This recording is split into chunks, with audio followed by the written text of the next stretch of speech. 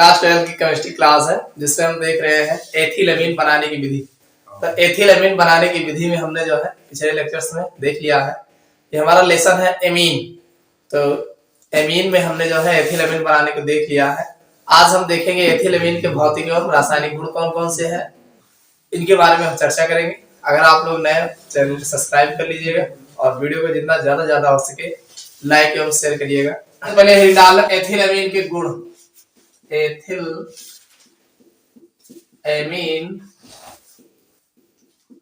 के गुण, properties of एथिलएमीन।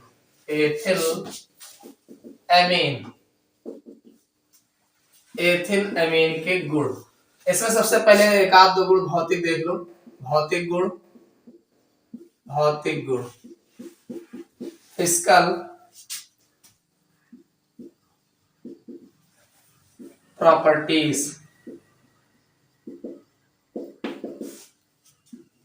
सबसे पहले हम भौतिक गुण की बात करेंगे। देखिए, अगर हम एथिलएमीन के भौतिक गुण की बात करें तो पहली बात तो यहाँ एक प्राथमिक अमीन है, प्राथमिक, सेकेंडरी और टर्शियरी, तीन प्रकार के अमीन होते हैं ना।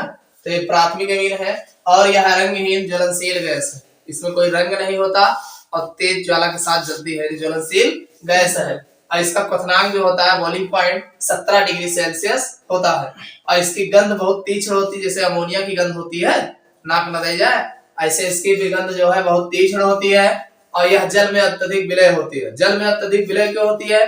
क्योंकि ये जल के साथ जो है हाइड्रोजन बंध बनाते हैं, डॉटेड बॉन्ड बनाते हैं। और जो भी कार्बनिक यौगिक जल के साथ हाइड्रोजन बंध बनाता है वो जल में अत्यधिक विलय होता है। ठीक, तो ये भी जो है जल में अत्यधिक विलय है। और इसका जलीय विलयन जो होता है वो क्षारीय प्रकृति का होता है। कैसा होता है? क्षारीय प्रकृति का होता है। और जो क्षार होते हैं वो क्या करते हैं? लाल लिटमस को नीला कर देते हैं, और जो अम्ल होंगे वो नीले लिटमस को लाल कर देते हैं। तो समझ में आया? ये तो इनके कुछ है भौतिक गुण। अब हम इनके रासायनिक गुणों की बात करें। चलो, एथिलएमीन के रासायनिक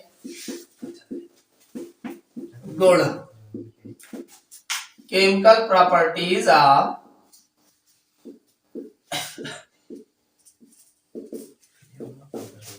एथिलएमीन। एथिलएमीन के रासायनिक गुण, केमिकल प्रॉपर्टीज ऑफ एथिलएमीन। तो ये जो है एथिलएमीन क्षारीय प्रकृति का होता है, ये तो पता है। तो क्षार होगा तो अम्ल से क्रिया करेगा तो लवण बनाएगा। ठीक है, अम्लों से अपक्रिया, पहले डाल लो। अम्लों से अपक्रिया, अम्लों से अपक्रिया, reaction with acid, reaction with acid, main अपक्रिया बताएंगे। देखो, एथिलएमीन जो है अम्लों से अपक्रिया करते हैं और लवण बनाते हैं। कैसे बनाते हैं? एथिलएमीन का फार्मूला जो है C2H5NH2 होता है, मालूम है ना?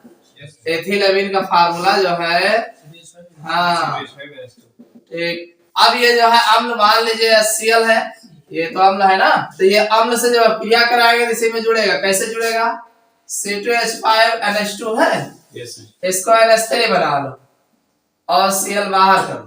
इसका पॉजिटिव चार्ज होगा, इसका नेगेटिव चार्ज होगा। इसका नाम हो जाएगा एथिलनिया क्लोराइड, एथिल अमोनिया क्लोराइड। है कि नहीं? अब ना समझ में आया दूसरा देख लो। जैसे मान लीजिए C2H5NH2 है, इसको आप जो है H2SO4 के साथ अपक्रिया करा दो। SO4 कौन है? सान्द्र सल्फ्यूरिक अम्ल है। ठीक है, तो अब की बार क्या होगा? ये दोनों इसी में लग जाएंगे। दो पार्ट के लिए लेता है ना, एक हाइड्रोजन एक दाम तो लागे, दूसरा हाइड्रोजन फिर दूसरे वाले में लग जाएगा। तो ये हो जाएगा C2H5NH3, इसको बड़े ब्रैकेट में पैक कर दिए होल्ड वाइज, और ये हो जाएगा SO4। एथिल अमोनिया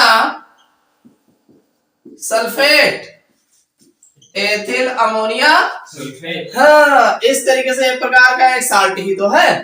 तो अम्ल और क्षार से क्रिया होगी तो लवण और जल बनता है। तो जल यहाँ नहीं बनेगा, यहाँ पर साल्ट बनेगा।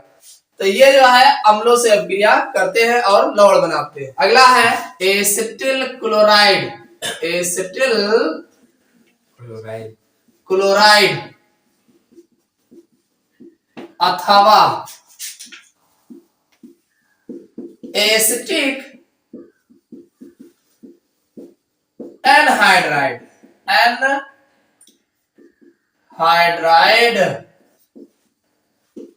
से अभिक्रिया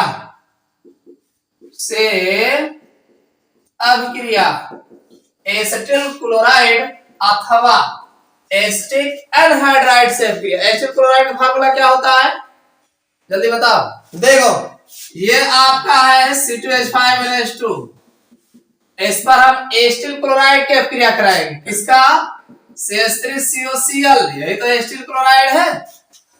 ऐसे भूल जाओगे काम खत्म। इसका नाम है एसिटिल क्लोराइड, एसिटिल क्लोराइड। और ये आपका है एसिटिल क्लोराइड की जब अभिक्रिया कराओगे होगा। देखो एक हाइड्रोजन एक क्लोरीन के साथ Cl बना लेगा। Yes sir. इसको घुमा के ले जाके इसी के ऊपर जोड़ देंगे। समझ में आई बात कि नहीं? एक हाइड्रोजन एक Cl के साथ निकल जाएगा, इसको इसी में घुमा के जोड़ देंगे तो ये बन जाएगा CH3CO है। और इसको घुमा के लाओगे तो पहले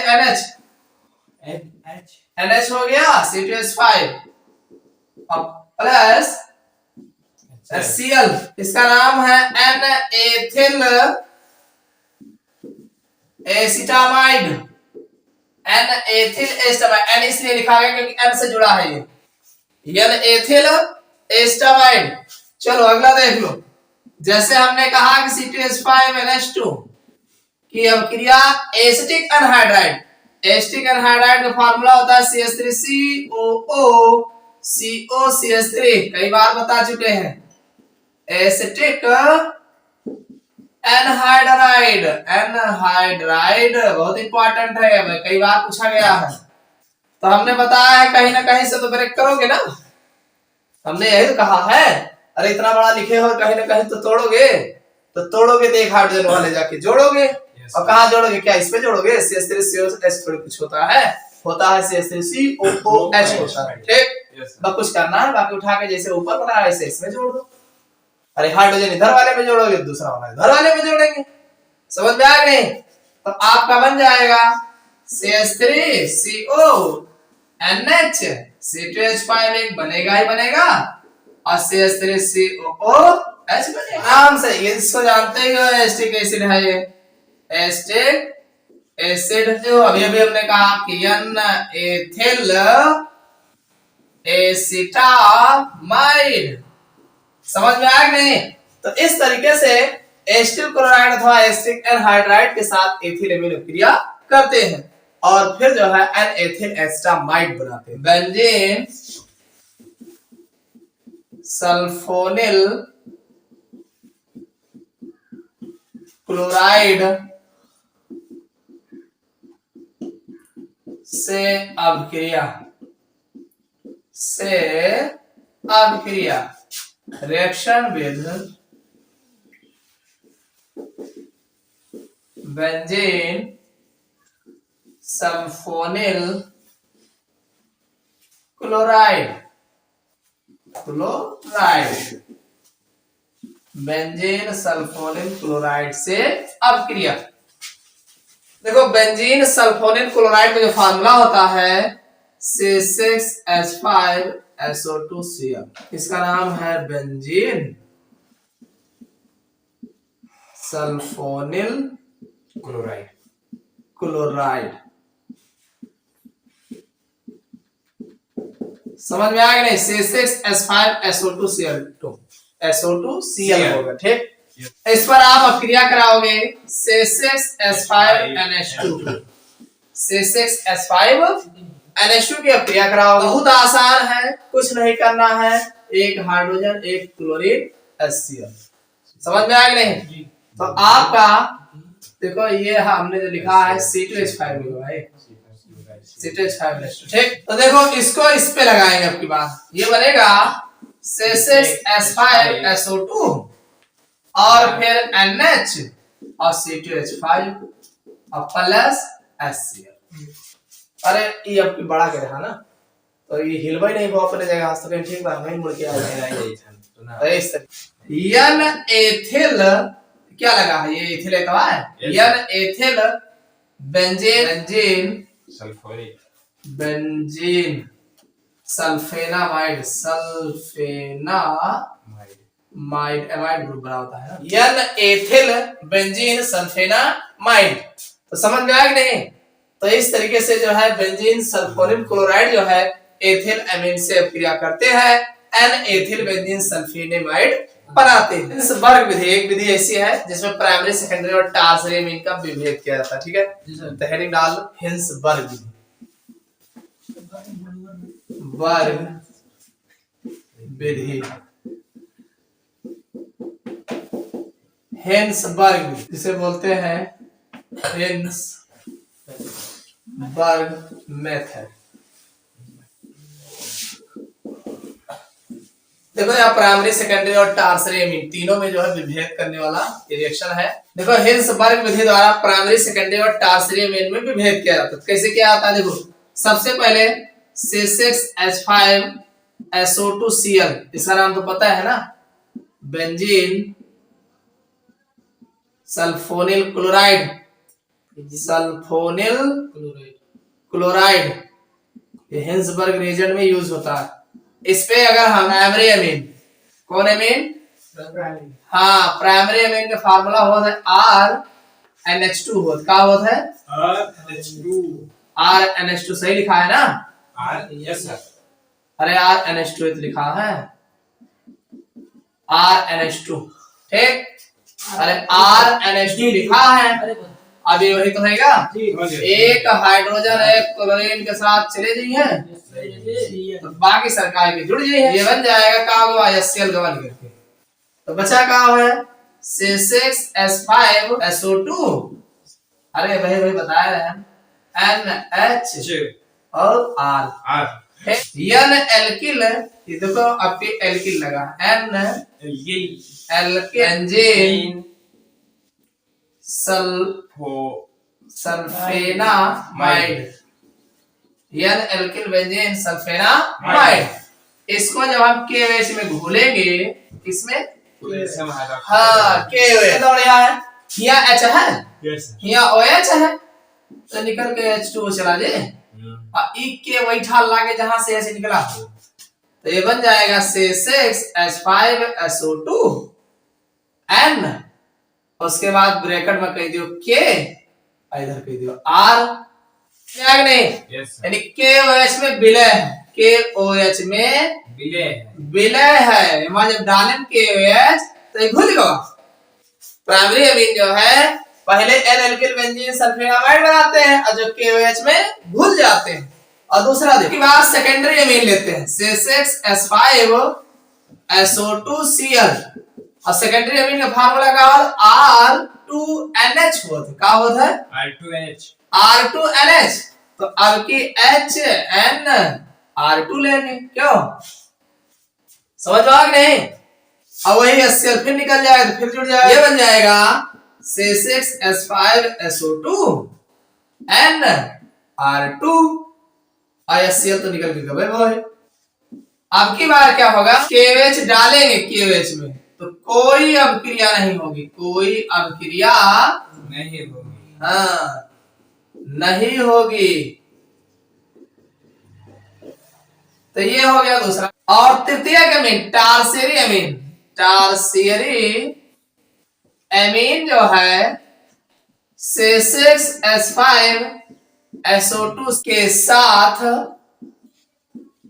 कोई अभिक्रिया नहीं करता है, नहीं करता है।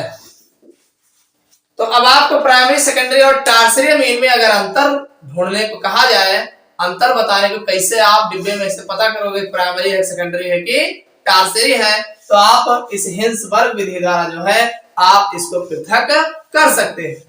भाई प्राइमरी अमीन जो होगा N एल्किल बेंजीन सल्फेनामाइड बनाएगा, और जैसे होगा अब कैसे जब वो बना है KOH डाल के देखो, अगर घुल गया तो आराम से बना है, KOH में विलय है।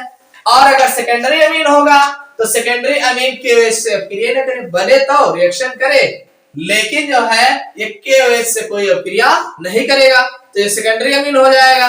और टार्सरी अमीन इस C6H5SO2Cl से जो है रिएक्शन ही नहीं करेगा, कुछ रिस्पांस नहीं देगा। तो जब कुछ रिस्पांस नहीं देगा तो ये हमारा टार्सरी अमीन रहेगा। समझ में आ गया कि नहीं? तो हिंसबर्ग विधि द्वारा प्राइमरी, सेकेंडरी और टार्सरी अमीन में भेद किया जाता है, इसको ध्यान रखना। समझ लिया? अब क्या कर लो, फेनिल आइसोसाइनेट से अभिक्रिया, फेनिल आइसोसाइनेट से अभिक्रिया, रिएक्शन विद फेनिल आइसोसाइनेट। अगली अभिक्रिया है फेनिल आइसोसाइनेट। तो फेनिल आइसोसाइनेट की जो, देखो साइनेट और आइसोसाइनेट, साइनाइड तीनों में अंतर है। Yes sir. तो अब फेनिल मतलब C6H5 आइसोसाइनेट NCO, नाम सुना है? इसका नाम है फेनिल आइसोसाइनेट, फेनिल आइसोसाइनेट। इस पर हम किसके अभिक्रिया कराएंगे? अरे C2H5NH2 का है, ठीक। इसमें होगा क्या, एक हाइड्रोजन जो है इस N के बगल बैठ जाएगा, और देखना कैसे बनता है। ये C6H5NHCONH,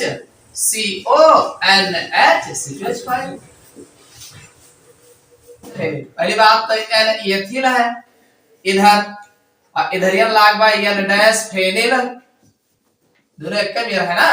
N ethyl N phenyl, क्या यूरिया का नाम सुने? हाँ yes sir. NH2CO NH2।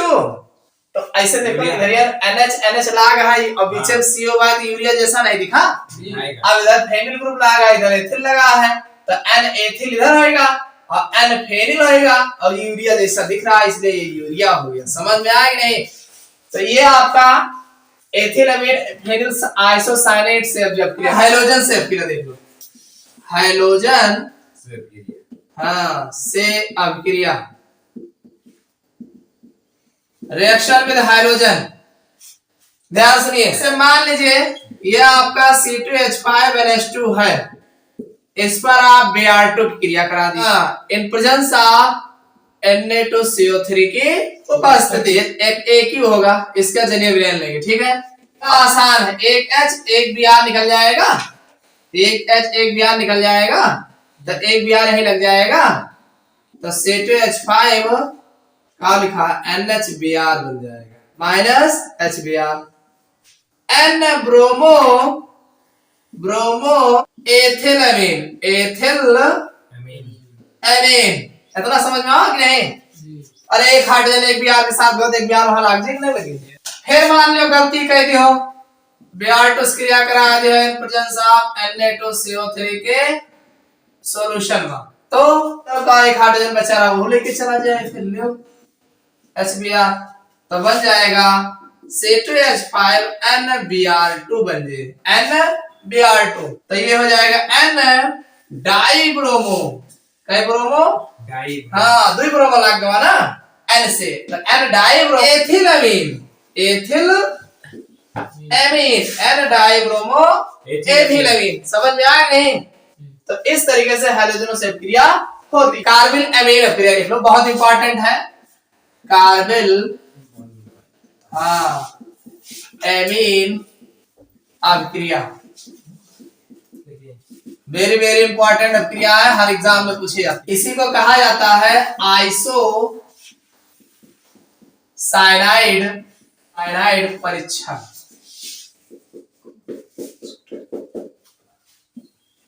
Isocyanide का परीक्षण जो है किया जाता है, ठीक है? देखिए कार्बिल अमीन की परीक्षा जो अभिक्रिया है, सबसे पहले C2H5NH2 रहेगा, ठीक। इस पर आप CHCl3 ले लेंगे, क्या ले लेंगे? CHCl3, अरे वही क्लोरोफॉर्म है, और साथ में KOH ले लो, चाहे NaOH ले लो, ठीक। और देखना इसमें होगा क्या, C2H5N है और इधर वाला C में जुड़ जाएगा, C2H5NC बनेगा, C2H5 NC। अब 3KY तो 3Cl और ये 3 KCl 3KCl बन जाएगा। और ध्यान सुनो, 3 OH यहाँ है, यह OH इधर है, यह KH, अब 2 H इधर है तो 2 1 3 H होगा। अब 3 OH तो क्या बनेगा 3H2, पानी निकलेगा। अब इसका नाम है एथिल आइसो साइनाइड। देखो तीनों में समझ लो अंतर। अगर NCO रहा है तो आइसोसाइनेट आए, आइसोसाइनेट आए। NC रहा है तो आइसोसाइनाइड आए, आइसोसाइनाइड आए। अगर Cl रहा है तो साइनाइड ग्रुप आए, Cl अगर रहा है तो साइनाइड ग्रुप आए। और CNO रहा है तो साइनेट आए, साइनेट। और बताइए अतरा जानने बहुत आया। इस तरीके से यहां पे जो है, जब ध्यान सुनिएगा, जब हम एथिलेमीन ये आए क्लोरोफॉर्म, ये आए पोटेशियम हाइड्रोक्साइड।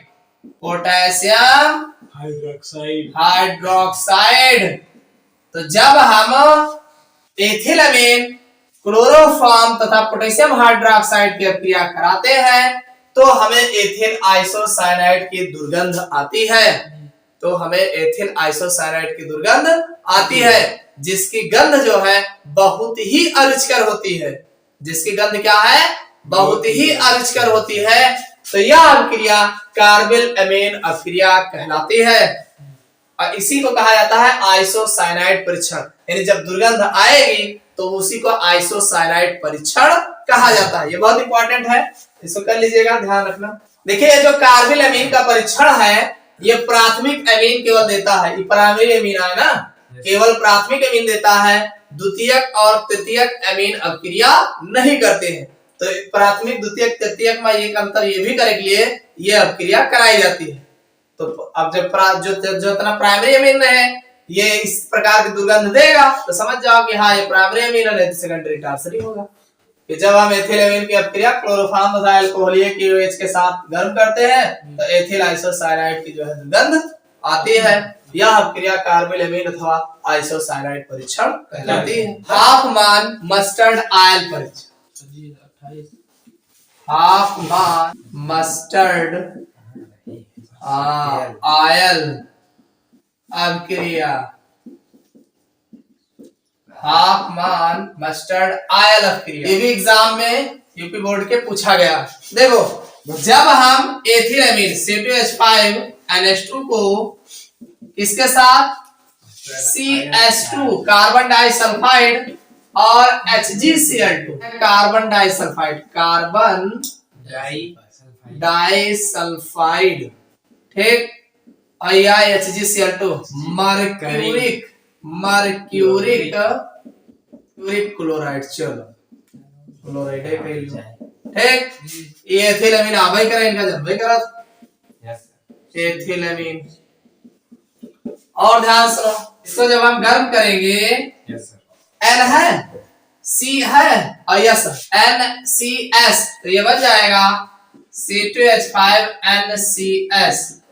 और Hg के साथ एक जने यस चला गई है और H भी है तो H और Cl मिलके Cl बना रहे हैं। अरे दो हाइड्रोजन ही और 2 Cl ये बन गया, HgS चलेगा, NCS बचेगी, जोड़ के। इसका नाम है एथिल आइसोथायोसाइनेट, एथिल आइसोथायोसाइनेट। इसका नाम है मर्क्यूरिक सल्फाइड, उनका जन्म कर दो हाइड्रोजन क्लोराइड। समझ में आया नहीं? जब हम एथिल अमीन, कार्बन डाइसल्फाइड तथा मर्क्यूरिक क्लोराइड को आपस में मिला के गर्म करते हैं तो एथिल आइसोथायोसाइनेट बनता है, जिसकी गंध जो है मस्टर्ड आयल जैसी होती है। सरसों की तेल जैसी होती है। तो यह अपक्रिया हाफ मान मस्टर्ड ऑयल अपक्रिया कहलाती है। ये जो युद्ध हुआ था, लड़ाई वड़ाई जब छिड़ा था, तो हमारी गैस डाल दिन जाते मुरछा मुरछा गिरे लागे थे। तो ये इंपॉर्टेंट अपक्रिया थी। कुछ अपक्रिया और है जिसको अगले दिन देखेंगे।